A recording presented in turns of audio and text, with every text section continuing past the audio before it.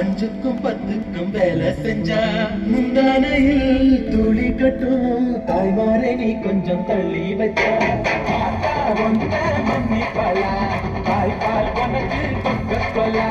தாயும் சேயும் 2 கண்ணு கால போட்டு பூஜை பண்ணு நடந்ததற்கு என்னோட பொறுப்பு நடக்கு அடியோதை கலந்து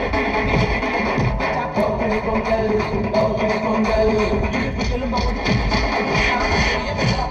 பொங்கல்